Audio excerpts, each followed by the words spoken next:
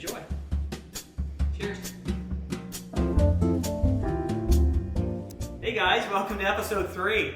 Frittata and Scones is our Brunch Masterclass. Brunch starts off with the Gen 7 Private Cuvée, of course. So let's go ahead. If you haven't done it yet, go ahead and crack your bottle. Now, I don't know if everybody knows, but my Private Cuvée is a blend of Chardonnay and Sauvignon Blanc. This blend has been in our family for 70 years, maybe longer. In fact, in my tasting room, there is a photo on our wall with my grandfather, Pomp Francois, in 1927, riddling our sparkling wine. So, needless to say, this formula has been with the family for such a long time. It's really, really special. It's a beautiful combination, and it's a little bit more fruit forward. You'll notice with my sparkling, I like to produce sparkling more of the fruitier side versus the acidic side. And so for me, it's more of the semi-brut, where brut is super dry or extra dry. This is a semi-brut, a little bit of sweetness. So, now, this is a brunch class. So, we can easily just do a glass of sparkling wine, super, super easy, but we're gonna do the Norwardy Noir. So this will be our first cocktail for the day. The Norwardy Noir is our sweet dessert red wine. This is the most requested wine since I started the company. We're gonna do 2/3 of our Private Cuvée, and we're gonna do 1/3 of our Black Velvet, aka Noir de Noir. If you want to be more accurate, you can use a 1 or 2 ounce pour, or you can eyeball it. Here we go. Cheers to another fun masterclass, and cheers to Noir Royale. Enjoy. Let's get cracking. Okay. All right, everybody, I want to make sure that a couple things. We're going to put together the dry ingredients first for the scones, but want to make sure your oven is on 400 degrees convection bake or pure convection. If you don't have that feature, put it on bake. I think I say in the recipe 425 degrees roughly. Make sure the oven is ready to go. Then the next thing is to make sure your butter is melted. So I have it in the microwave. Let me grab it real quick. A little bit more. So let's go ahead and mix the dry ingredients. So we have 4 cups of all-purpose flour. So let's go ahead and grab your flour and let's put it in the bowl. You could use a lot of different flours. I prefer AP. You could use organic as well. I believe this is organic. If you have flour in a container like this, I like to tilt it, and I actually like to just kind of shake it a little bit, just kind of loosen it up so it's not super dense and you're not pulling out a compressed flour. So I'm going to go ahead and count these off. Go ahead and count yours off as well. And they say with baking, you have to be super, super accurate. You really do. That's for like cakes and things of that nature. There's a little more forgiving with scones, and you'll see why when we get into it. Perfect, perfect, perfect. Okay, now continue with the dry ingredients. So let's go ahead and add the salt and the baking powder. 2 teaspoons of salt. I really like the sea salt. It just gives a nice brininess to it. And with the salt, you need to be accurate. You don't want to do a heaping. Nothing like this. You want to shake it off and get it right there, level. That's 1, and that is 2. The salt is in, perfect. Now the next is the baking powder. So we're going to go ahead and do 2.5 tablespoons of baking powder. Baking powder gives levitation to any of your bread products. So go ahead and put that amount in, nice and perfectly flattened out and marked off. And then 1/2. What this recipe will be able to give to you is a wonderful base, and I'll tell you why.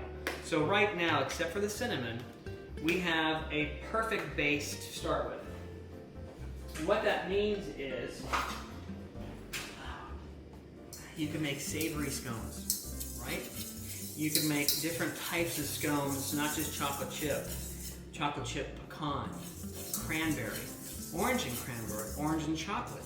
You can do chive, thyme, cheese scones. There's so much you can do. But again, this is a fantastic base. All right, so then 1.5 teaspoons of cinnamon. Now with cinnamon, if you like more cinnamon, go for it. Just put more in. I like it a little bit so it's kind of subtle. So you just have a hint of it, and all right, so I'm going to be as accurate as I can. There we go. All right, now I'm going to take my whisk as well and mix it up so you can incorporate it really, really nice. A little bit more so you don't see the roundness of the cinnamon.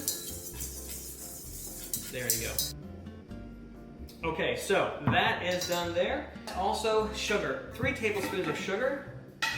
And the sugar that I use is a thicker sugar versus a fine sugar. And so I like to kind of do this at the end. Go ahead and grab your chocolate chips as well. Make sure they're from the freezer. If they've been out for an hour or so, that's okay. The reason for that is when the chocolate chips are room temp, they tend to actually burn when you're cooking them. And when I say burn, they caramelize, okay? Because these scones are going into the oven longer than a chocolate chip cookie, okay? So when they're frozen, it protects the chocolate chips. Here they are, my frozen ones right here, and I'm gonna go ahead and get those 2 cups or so. Again, you don't have to be super accurate, you know, as close as you can. If you love chocolate chips, you can even put more. You know, so what I'm using right now is 1/3 of a cup, so 3 of these is equals 1 cup. I put down the chips that I like, our favorite chips in the family. Ghirardelli and Guittard is our favorite. But if you like Nestle's, fine, or a no brand or off brand name, that's fine too. So not a big deal. Now mix this all together. So there you go. All of your dry ingredients are in, okay? You can also put this in your mixer as well. Hand mixer, no, but your large mixer, you can do that too. So you can have done, if you're following along and do this anyways in the large mixer, the mixing bowl, that's fine too. This will look like a cookie batter, but the most important thing about this is that you don't want to over mix it. So that's the main key. Do not over mix. Let me grab the butter. And everybody grab your milk and your oil. I'm going to put the sparkling on ice. It's nice and cold. Remember, stay hydrated, my friends. Delish. All right, now we have our butter, melted butter here. It's not too warm, which is fine. And then oil too. Now we want a neutral oil. Sunflower, safflower. You can use grapeseed oil. Do not use olive oil or any other strong oils, but I like to do a neutral oil. So that's the best part. So we got our butter, 2 sticks of butter melted. We have our oil, and then we're gonna do our milk as well. So let me grab the milk. Thanks, hon. Awesome. So I'm gonna do 1.5 cups of milk. All right, 1.5 cups. Right around there. You'll get my nice spatula, heavy duty. 1/4 cup oil, and then I have obviously my butter here. So I'm going to put the 1/4 cup of oil in here. That should be complete. Yep, perfect.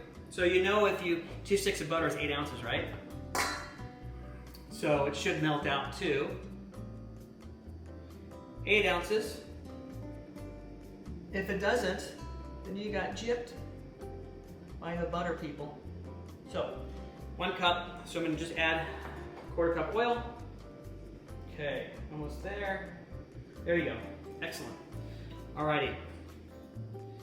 Again, we're going to put all the kids in the pool. So go ahead and pour the butter in. Get all the beautiful solids. Then the milk.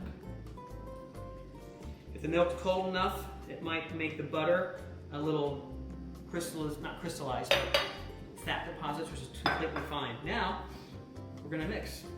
I wouldn't use one of these, the whisks, because it's gonna get stuck in here. Use one of these, much better, much better. So what I like to do is kind of fold. Remember, we do not want to create gluten. We just want to incorporate everything we possibly can. It's going to be like a cookie batter, like I mentioned earlier. So it's going to have a consistency of the cookie batter.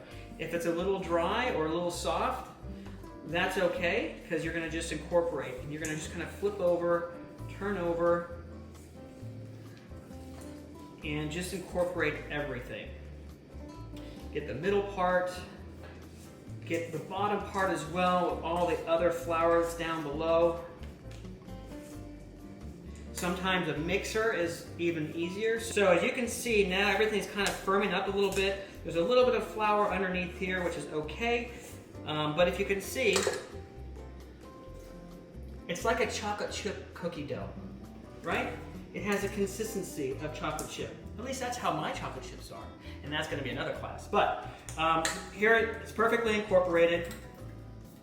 A little bit of flour on the bottom, not a big deal. You can just hit that real quick. Okay, that is perfect. I'll just take one more side on the back side over here. That looks great too. Okay, that's ready to go. Now, to make it easier, grab a little bowl, like so, and add a little flour in there to hit with your hand. You grab a little bowl for your sugar as well. I'm just going to use straight out of this because that's going to be much easier. And grab a tablespoon, a nice sized tablespoon. I'm going to use this as well. All right, then you want to also grab your cookie sheet, your half sheet, your half baked sheet.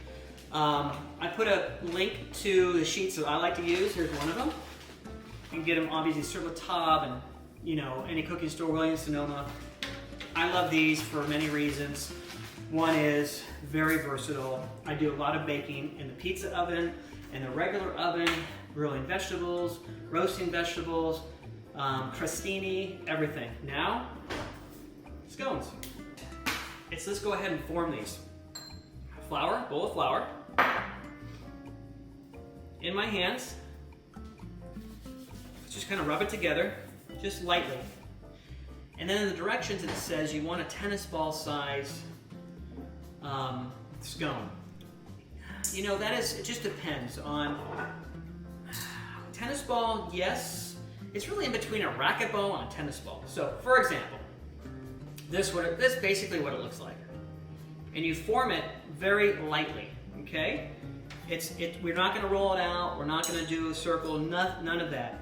We're going to just take the mixture, and going to just form softly, caress it into a nice ball, semi-ball.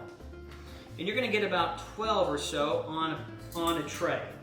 So let me go ahead and grab a few more. And the key is to be very ginger and light, not heavy-handed, and having pockets like this. You're going to see how this, when it bakes, how it actually turns out. It really turns out wonderful. If you want to use a cookie scooper, you can, but again, it's a little bit aggressive because you want them to be nice and supple. If you press too hard on your scone, they become dense and you've overworked the scone. So really light-handed. Now scones aren't going to rise, they're not going to spread out too much. You can get them nice and somewhat close, maybe about 2 inches apart roughly. I think in the directions it's about 2 inches apart more or less. And let's just blaze through this. You're going to have a few, you should get about roughly 12 on the cookie sheet, more or less. And you want to kind of keep that size. And because you're not pressing too hard, sometimes when they're cooking, they're going to just split a little bit. And that's the fun part because, you know, you can look at it going, oh, I think there's a defect there. You can kind of break off the corner. So anyways, that's what we do in the house here. Okay, so let's get these guys almost done. I'm almost there. I have a few more to do. Again, like I said earlier, you could easily put in pecans or almonds in this too. Different size chocolate chips. You know, they have baking chocolate chips that are kind of larger pieces. Those are always fun. I'm just looking at them, make sure they're just shaped the way they need to be shaped. Any excess dough that's around, I'm kind of moving it off. So, here's what it looks like. So the next step is, since we're probably right there, is to sprinkle sugar on top of the scones. So take your tablespoon or any spoon, teaspoon, whatever you have in the kitchen, And you want to just dust it on there. Just go and try to get all on top. You're going to probably, you'll obviously have some on the sides that are going to be on the pan. Not a big deal. Just enough to cover the top. And if you created, more of a disc shape, that's fine too. That's going to capture a little more sugar. Sugar I'm using is a thicker sugar. When I'm baking cakes and other things, food items that are noticeable, that are a little more elegant and softer in the mouth, that I would definitely do a baker's sugar or a finer sugar than this sugar. Because sometimes in some of the batters, what have you, the sugar doesn't fully dissolve, so it's a little crunchy. I'm going to double check the temperature, make sure my temp is good. Okay, so we're going to go to the oven next. Again, like I said before in the last time, I like to be at the higher level in the oven because there's more heat above than down below. So mid-high rack that you'd want. So we're going to go over here now. My rack is second from the top. And now I'm going to put the timer on. As you see in the recipe, I think I have 18 minutes. So I'm going to do 18 right now. I think it says between 16 and 18. I'm going to keep my eye on it, obviously. We want golden brown, but we don't want it raw in the middle. So it's that fine balance. Let's go ahead and move on. We're going to switch to the frittata. We're going to start the cocktail after we kind of do a few things, the morning cocktail. And so I'm going to go ahead and clean my board off real quick. Let's go ahead and get your pan. Use the 12-inch pan. And in my recipe, the frittata can be placed in, once you're finished mixing everything together, you can place it in different types of dishes. Could be a casserole dish, could be a glass dish. The pan is really, really fun. This helps keep everything kind of to limited basis as regards to how much stuff to clean on a Sunday morning. We're gonna go ahead and get this thing going a little bit. We'll get the flame going. Just on warm right now. I'm gonna get some olive oil in there real quick. For those who are following along, let's go ahead and start chopping up the asparagus. Asparagus needs a little more time to cook. Most important thing about asparagus is you don't want the woody part of it at all. So, there's certain ways to figure out where the woody part is. Some people say, well, whatever actually breaks off, that's the woody part, that's the soft part. Absolutely. When you're doing this enough, we all know you could just go down here to, here's the leaves that are closest, or the little basically leaves. You go right here. So that's where it's at. If you want to hand snap them, you can. Not a big deal. I just like to do kind of quick with grabbing a handful, stacking them up like this. Make sure the spears, they're all the same length, so then you then go upside down, gingerly, so all the tips are at the same location. And then what you want to do is cut. Now, another masterclass for asparagus soup in the fall. In the meantime, I'm going to throw those out because I'm heading to Napa tomorrow, guys, so I don't have time to do soup for my girls. But if I did, we'd make asparagus soup. I'm going to grab the rest of these guys while my oil is heating in the pan. Make sure your pan's on low, you don't want to get too hot. And cut. All right, now all the woody part is cut. Now we're going to go ahead and dice them, right? So, like I said earlier, we need about a half an inch, roughly, right around there. It's not a science, just get to bite size, half an inch, roughly, so they all cook up. And you're going to yield roughly about a cup and a half. If you have a little bit more, not a big deal. If the sizes are bigger than a half an inch, again, not a big deal. We're going to have plenty of time to saute the asparagus. My oil is going to be just about perfect. I'm going to turn up the heat just a little bit here when I'm ready. Now, I didn't want to actually pre-cut these for you because I know that we're all kind of following along, but if you have followed me the last couple times, you know that I like to do a few things early on and have a prep, mise en place, they call it. So, just getting ready. So I have, again, it's not an exact science, but I know that this is about a cup and a half roughly that I currently have on my board. So I'm going to head over to the pan. Oil should be nice and hot, not too hot. I have it on low, which is good. I'm going to go ahead and bring the board over and put everything in the pot. Remember, every time we put a vegetable in a pan, hit a little salt. Take a pinch of salt, extract the moisture out of the asparagus. Okay, so let these guys cook up a little bit. I'm going to increase my heat a bit, about medium or so.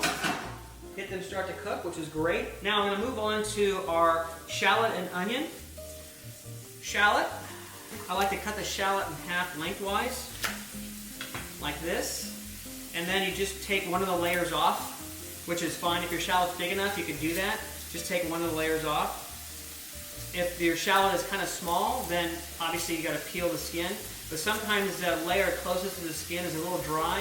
So again, I like to just take that off. All right, the shallot's done here. The asparagus are cooking away, which is great. And now we're just going to dice it up. So with dicing, I like to go about 3 slices down the lengthwise and just dice it up. So now I'm going to throw them in the pot as well. In the pan, here we go. Nice. I'm going to hit them with a little bit of salt too. Just a little bit. Just a little bit right there. Now, let's go get to the onion. Now the key is we don't want the fire to get too hot but not too cold. So right now I'm going to just turn it down a skosh. There we go. All right, now off to the onion.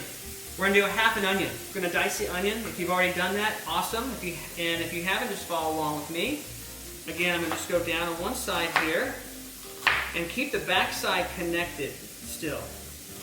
Now, through the middle with my knife. Watch your fingers. Straight in the middle. Okay, almost towards the end. Now, I'm going to do a perfect dice. Now, it's up to you on how thick you want your diced onions. It's all based on, again, mouthfeel and kind of, you know, the different complexities. You don't want it to be mushy or too small for the onions or any of the vegetables, but just a good size. 1/4 inch is a good size. Onions, you can do 1/8 of an inch roughly. All right, so now I've got the onions, and I'm going to put the onions in the pan. Oh, don't you love that smell of cooked onions? Oh. A little bit of salt for the onions. Move this around. All right, so now it's going to take about 5 minutes to kind of get some nice color on the onions. And the heat is good. I'm going to probably just keep it the way it is now. Perfect. Okay, now off to the ham. So we went to our butcher. We got this beautiful ham from Paris. It's called Hegel de Paris. And it's really, really wonderful. It's hard to find. I don't know where my butcher gets it, but he gets it. But you can also do boar's head. You know, you can go to your deli counter and get a 1/2 inch or inch thickness. Roughly, like I said in the recipe, 6 ounces. But if you like a little more, 8 ounces, not a big deal. So beautiful ham. If you have ham from Easter left over, you can do that as well.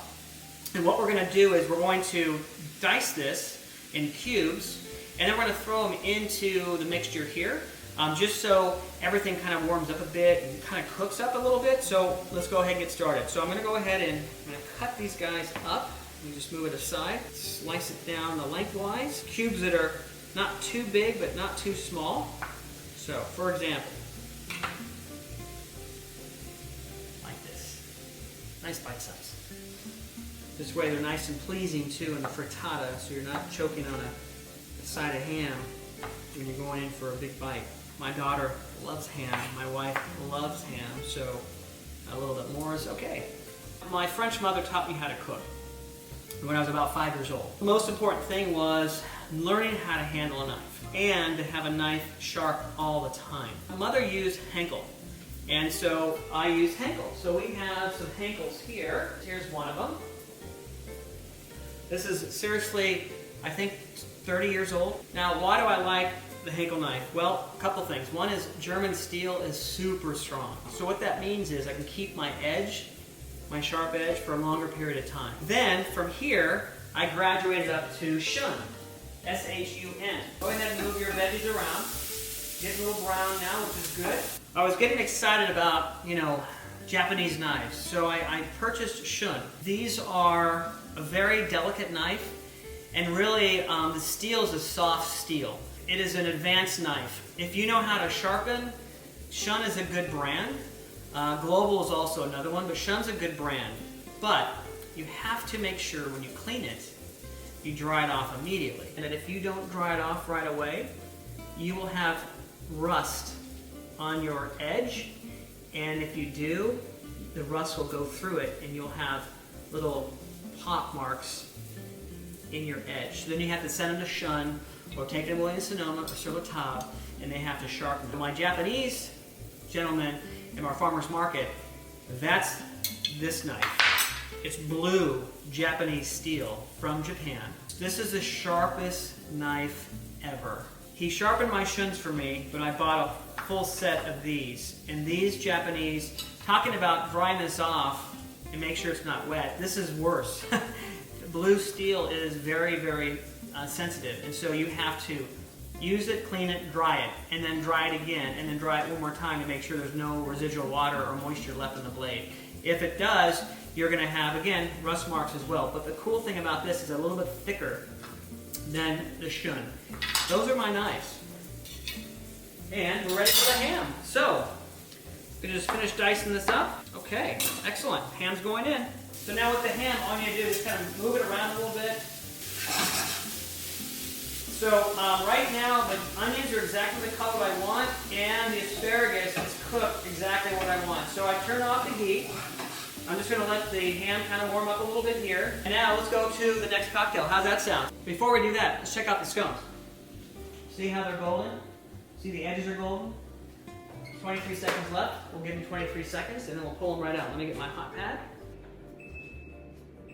All right, so now we're going to let them cool for just a few minutes. We're going to adjust the temperature of the oven for the frittata. Convection bake is fine. That's exactly what I have. 365. Just going to let it cool down a little bit. I'm going to get a plate. The key with scones is that you need to remove them off the hot tray before they cool down. Because once they cool down, they stick to the tray. And you're going to have enough scone dough to do probably 2 to 3 more. And you can do that after we're finished with the frittata, unless you have 2 ovens. If you have 2 ovens, go for it. Cook up the other 2 or 3, whatever you have left. Sprinkle some of that excess sugar we got here.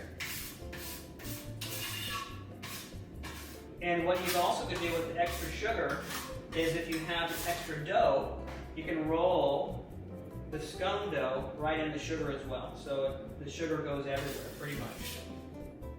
Yeah, super delicious. Like, look at that. Crazy, right? Super delish.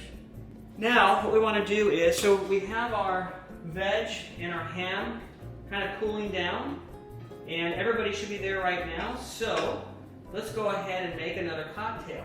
So make sure you also have your cheese ready to go, your Parmesan cheese, and also your grated either Gruyere or cheddar cheese as well, so make sure you have that. And the Boursin. So I have the Boursin right here. We're going to do a dark screwdriver. Everybody have orange juice? If not, grapefruit juice, but we're going to do orange juice.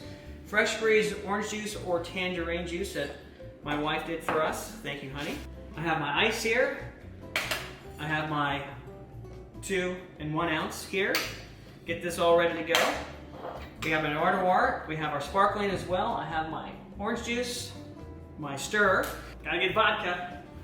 3 ounces of vodka. Use good vodka. Okay. Okay, 3 ounces vodka. All right, we're gonna do 2 ounces Noir de Noir. 2 ounces Noir de Noir. 4 ounces sparkling and 2 ounces OJ. So let me go ahead and do OJ real quick. 2 ounces OJ. 2. Pulp is good too. Then last is sparkling. 4 ounces of sparkling. You can eyeball it as well. If you want to be precise, you can. I'm going to go ahead and stir it. So right now, before I stirred it, has a nice little effect of from light to dark with the Noir de Noir and the vodka on the bottom. Isn't that pretty? And if you have a a little accoutrement. Could be a slice of orange or tangerine. You can also put it here. You can float it as well. 3 ounces vodka, 2 ounces Noir de Noir, 4 ounces sparkling, and 2 ounces orange juice. So, ooh, my honey just gave me a little orange peel. So a little orange peel on top, squeeze on top, a little twist. You could also add Italian cherry, one of the beautiful Italian cherries. I'm gonna give it a little stir, just a little stir. Woohoo! Cheers, everybody. Enjoy. Talking about dangerous.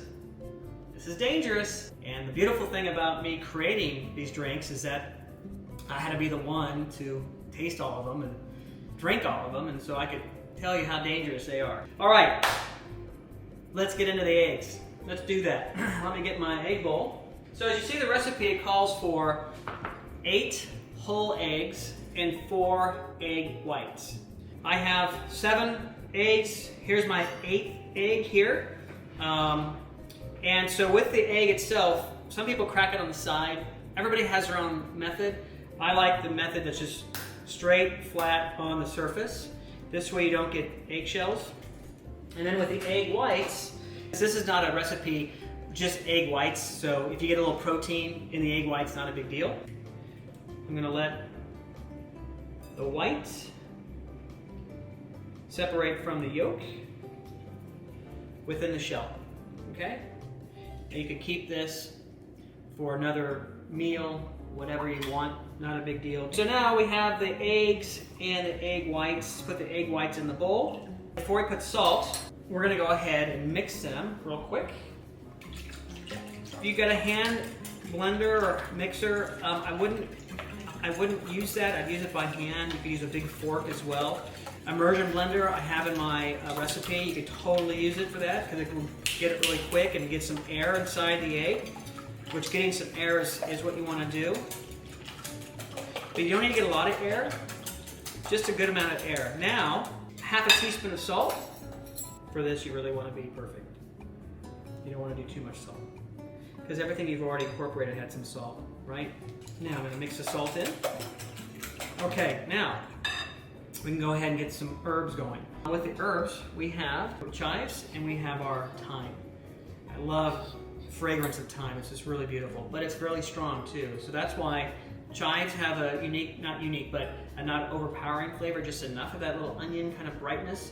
It reminds me of my mother. She used to make her eggs with thyme, and so I love using thyme with eggs. So let's go ahead and cut some of these chives off. Just grab a little handful here, get the ends.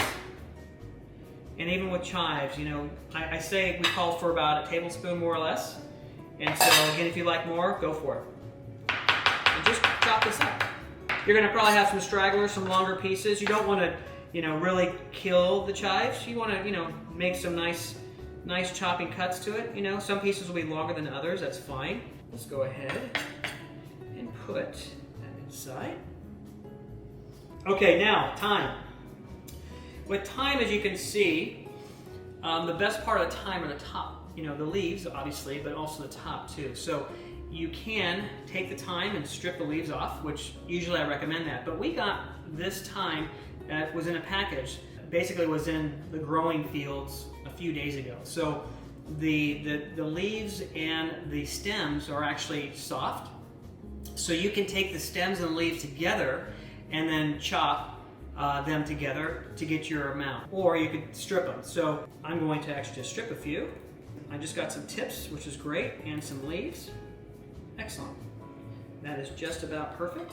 All right, so that's about 1 teaspoon or so of thyme. Just kind of rough chop this. It's good to actually make the thyme smaller than the chives, so you can actually incorporate the flavor versus somebody chewing on like a stem or a big piece of thyme. You can see here, nice and really nice and small. So put that in. Now, again, we'll add a little more air, kind of whip this all together. Next, we're gonna do our salsa. Well, not our salsa, but our beautiful hot sauce. Now in there, I said, let's go ahead, either Tapatio or Cholula, if you can get those in your store. Tabasco is a no bueno. I'm gonna tell you why. Tabasco has a vinegary note to it. It is vinegar in your face with a little bit of spice. I like Tapatio or Cholula. So I'm gonna put Tapatio. Again, depends how you like this. When the frittata is finished and you have your slice, and you have your scone, your cocktail, you could also have a little bit on the extra to sprinkle on your frittata.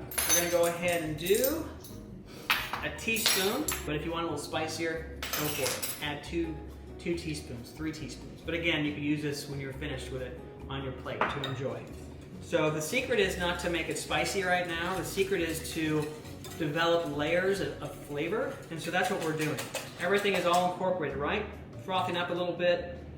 If you want to add some cracked pepper, you can go ahead and do that right now, just a little bit. See, not too much, that's plenty. Let's do the cheese, let's do the milk, let's do all that good stuff. Half a cup of milk.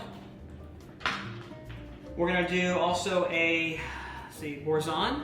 We're gonna do this last, so get your Boursin ready, make sure it's out. Boursin's ready to go, not gonna put it in yet. Boursin goes in last. We got a half a cup of milk, let's put that in first. My beautiful wife did it for me already, so half a cup of milk goes right in. Some people, have asked me, can you use cream? Yes, you can use cream, whipping cream. I like milk personally, but really it just depends on kind of your, whatever you like. So milk's easy. So just use milk, incorporate that. See, you're getting a little bit more foam too as well. Okay, now let's add the cheese. Cheese, we're gonna do, where's my Parmesan cheese? I'm gonna grab my Parmesan cheese, and I have my Gruyere right here, shredded Gruyere. 1 cup of Gruyere. So that's about a cup, roughly. Maybe a little bit more. All right, excellent. And then we're gonna go ahead and do a half a cup of Parmesan. Not too accurate. So half a cup, maybe a little bit more. There you go. Let's go ahead and mix this in right now. Mix it all in. Incorporate all the cheese except the Boursin. Now everybody get a large fork versus using your whisk. Now, let me get the fork. Here's the fork here. Awesome. Now in my recipe it calls about 2.5 ounces of Boursin. Roughly it's half of the Boursin disc. I'll show you about. Here's the disc. We all know what it looks like. We love eating this. Delicious. I love the flavor. This one is the shallot, and I think it's a shallot and onion. There's one with garlic and maybe it's garlic and shallot, and this is chive and onion. This is much better with the chive versus the garlic because you don't really want to incorporate garlic into the frittata. You can, but my recipe doesn't call for it, so don't do it. I'm gonna cut this in half. If you want to go crazy, use the whole thing. You'll just have more creamy pockets in the frittata. I'm gonna cut this in half. And then you want to break it up in your hands the best you can. Just kind of lightly break it up. It's better with this is a little colder or coming right from the refrigerator. All right, so now put my knife down. Let me get my hands rinsed off real quick. Fork. Now you just want to, with the Boursin, you want to just move it around. You're going to see some large chunks. That's what the fork's for. You stab the chunks and you twist and you break the Boursin up. And remember, the Boursin's in a cooler liquid, right? It's in the egg mixture. So you just kind of stir in a little bit. You're looking for the big chunks of Boursin. You're stabbing them and just breaking them up a little bit. Now, if the Boursin was cool or cooler, coming right from the fridge, it'd be much easier. And if you want to do it to incorporate to save some time, all of this can be done prior to. You can have this done the night before. You can have this done when you're enjoying your coffee before your guests come over or whatever, and get all this done the day before. Even with leftovers, like leftover roasted vegetables, cauliflower, broccoli, what have you, all of that. Listen, it goes in here.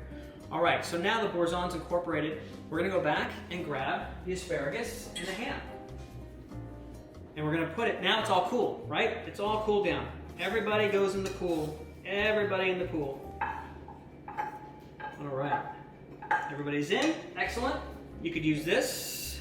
your big spoon and just fold in the ham and your veg. Just fold it right in. Everything is incorporated. Just fold it right in. Okay, now, here's the fun part. Like I said earlier, you could actually put it in a different dish, a casserole dish, a glass dish, whatever is easiest for you. So with the pan, put about 3 tablespoons of olive oil. So I'm gonna do about 3. 1, 2, 3. More or less, 3. I'm gonna just fire it up just a little bit, just so the oil is just not hot. I don't want it hot. I just want it warm. Okay, so I'm going to turn off the gas now. And I'm going through the edges. Just make sure the oil is incorporated on the edges, right? Okay. Now, I'm going to take my whole entire egg mixture. Yes, you'll have oil on the sides. All right, scrape all this in. Everybody's in the pool. Everybody's in the pool. I like to kind of just move this around just a little bit. A little olive oil on top. That's fine. So, ready for this? So we're going to go right in the oven. It's going to go into the middle lower left. Okay. And now we're going to put on 18 minutes. Okay, 18 minutes. All right. Now, perfect for us to try the scone. Now with the scone, see the shape of it? It's not perfect, and it has these peaks and valleys. Those are always the fun part, to just break off a nice little peak and crack it open into the valleys, and you can see it's cooked all the way through. The best part is taste it. Awesome. Amazing. You have the crunch with the sugar. You have the beautiful chocolate note to it, a little bit of cinnamon. You have a little saltiness to it, just a little bit. What do you have? You have flaky. You have moist, not dry. Delicious. Absolutely delicious. Butter? Sure. Cream cheese? Okay. Jelly, jams, preserves. Yes, yes, and yes. Talking about amazing. We're gonna do a third drink right now, and you might or might not have ingredients for it. Pineapple juice and rum. If you have those, follow along for the next drink. It's called a Devil's Punch. Devil's Punch, okay, so Devil's Punch. Starts off with spiced rum.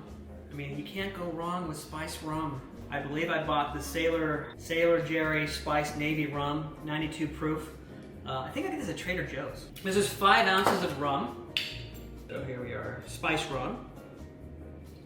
2, 4, 5.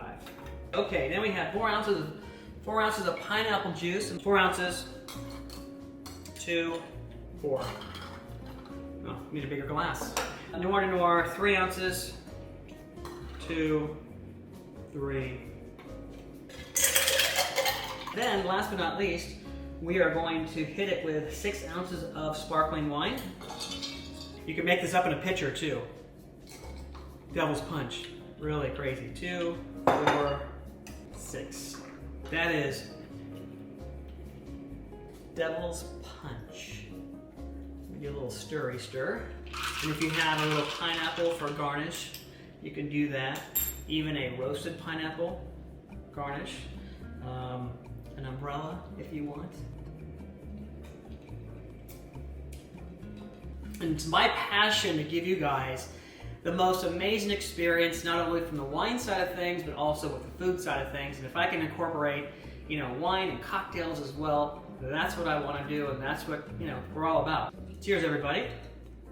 So I hear the oven telling me to stop talking. It's been in here for 18 minutes, and I'm going to take the pan and I'm going to jiggle it to make sure the middle part is not jiggly. It's got to be firm. Okay, so see it's a little jiggly? Still a little jiggly. Okay, that's going to be probably another 5 more minutes. Okay, got it for 5 more minutes. I hear my little buzzer. Let's go check it out. Nope, see, it's not jiggling, just the oil's jiggling. Look at that. Set it aside. Absolutely spectacular. Now that handle's gonna be damn hot. Does it not jiggle? Does it look brown on top? Let's let it cool down for a couple minutes. That's a pie spatula. If you don't have one, get one. Works fantastic. My serrated knife. Now it's gonna be super hot. My daughter cannot wait to have brunch right now. All right, so with enough olive oil in your pan, it should be able to come right out. For those that like to use non-stick, it's gonna come out no problem. If you really wanna do something fun, if you had a large plate that is larger than the circumference of the pan itself, you can put the plate on it and then invert the pan, and then you can serve it that way to your guests. It does take practice because you gotta use a knife and you have to get around the edges, but if you use a non-stick pan, you can use less oil for sure, then you can go ahead and flip it over. We don't have that, we're cutting right into it.